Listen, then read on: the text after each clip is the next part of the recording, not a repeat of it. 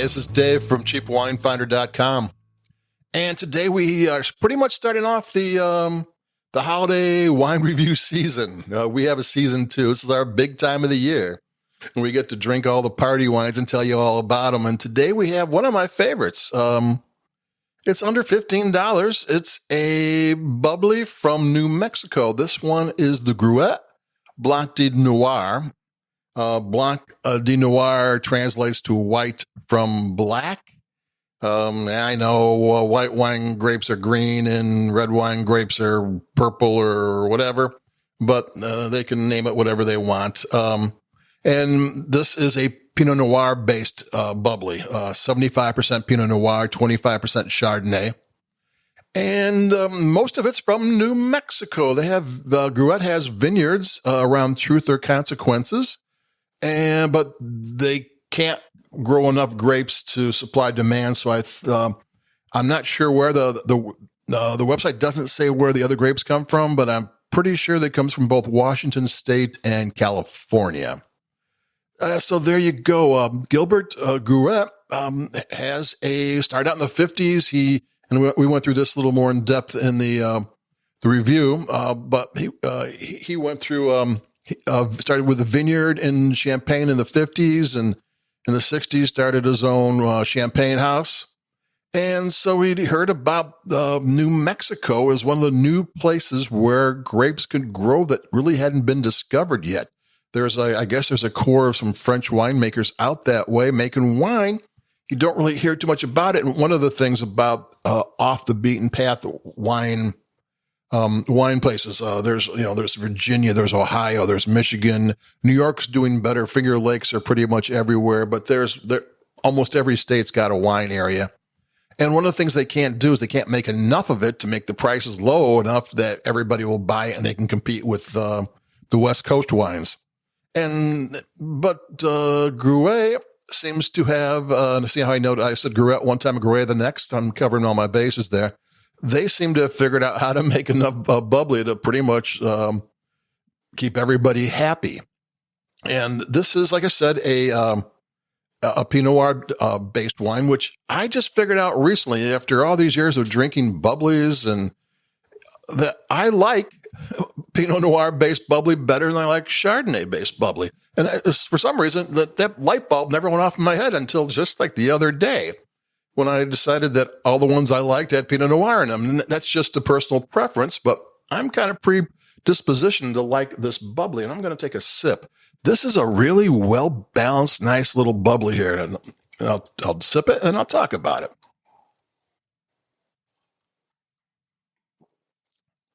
Yeah, I mean, the acidity is really well-balanced. Sometimes I think I found it for $13.99, and sometimes bubbles with, on the lower end, and compared to champagne, this is a third the price of champagnes. The acidity can be a little sharp, and the bubbles can actually be sharp. The longer for the traditional method, this isn't the traditional method the same way as champagne. Prosecco, Charmat method's a different way. It's newer technology, but we're talking about the champagne way, which is the traditional method. Here, the second fermentation lasts 18 months, which is enough to get the bubbles really nicely incorporated in there. If you ever taste a bubbly that tastes kind of creamy, that pretty much indicates that it was in the bottle for a fairly long time. 18 months isn't really enough to make it creamy, but it does take the edge off things, and that's what this one has. And it has these light, delicate flavors, some vanilla, some cherry, some grapefruit.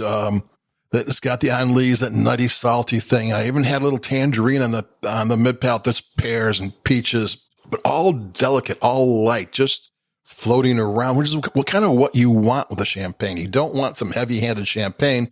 You want it just to be just barely there, and that's kind of nice. And the acidity is sneaky. I mean, it doesn't bite. You don't really notice it.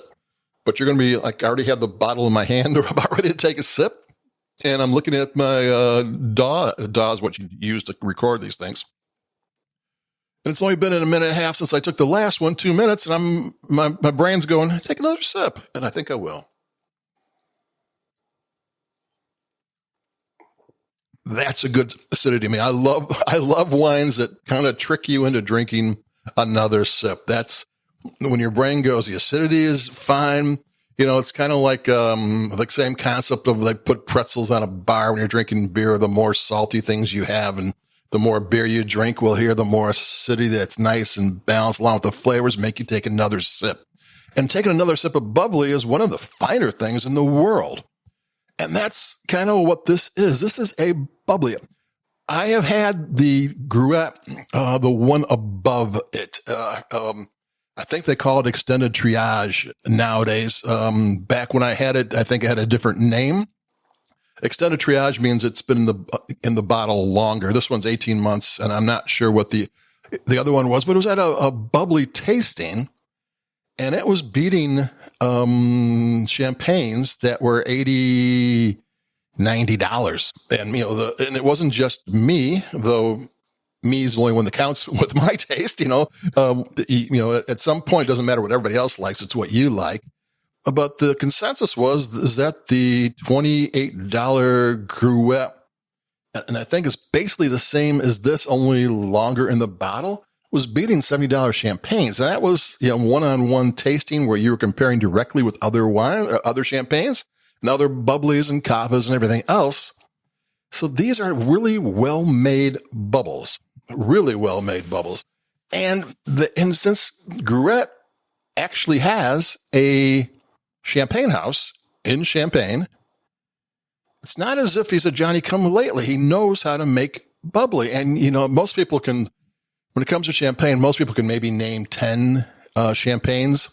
And there's hundreds of them. I mean, it's not as if, there's a lot of people making a lot of champagnes, and there's champagnes that are really high regard that no one even knows about. So when you see these out of the ordinary champagnes from New Mexico that taste great, why aren't they as good? Why aren't they just more inexpensive?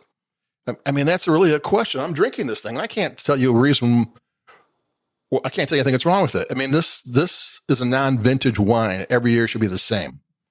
And in 2010, Wine Spectator gave it in the top 100 wines of the year. I mean, $13. I think back in 2010 it was $12 or $10. It's gone up a couple of bucks in price in the meantime. So if it's in the top 100 wines and it's under $15, why can't it compete with champagne? And that the answer to that is, of course it can. I mean, you don't have to like it better than champagne. You can, or you can't. It's up to you. But the quality of inexpensive wines have risen in all categories to the point where sometimes price is meaningless. If it's good, it's good. And sometimes wine, more expensive wine, how good can it get? Yeah, I mean, I've had real expensive wines that'll blow your mind. But most of them are just, hey, that's really good. And the difference between, I really like that and I really, really like that isn't all that much. And if one wine's $12 and the other one's $57, you kind of start thinking about things. And that's what these bubbles are all about. If it's a good bubbly and it tastes great and it doesn't cost a fortune, where does that put champagne wines that cost a lot of money? No, the best wine I ever was a champagne. So I'm not knocking on champagne. I love champagne.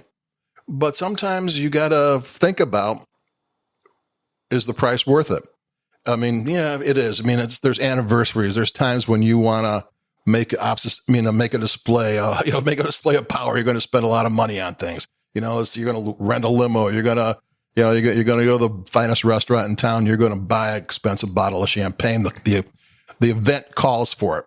But when you're just kicking back with friends and you want something great to drink, and if a really exceptional bottle of wine is $13.99, like I have this one right here, then why isn't that good enough? And I think it is. And so that's where we're starting out today with the New Year's.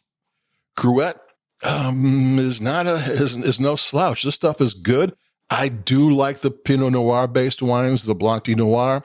Chardonnay's great too. I don't turn that down ever. But this is a great little bubbly. And check it out. I also have a link to our 2010 review back when I was just a little baby wine reviewer.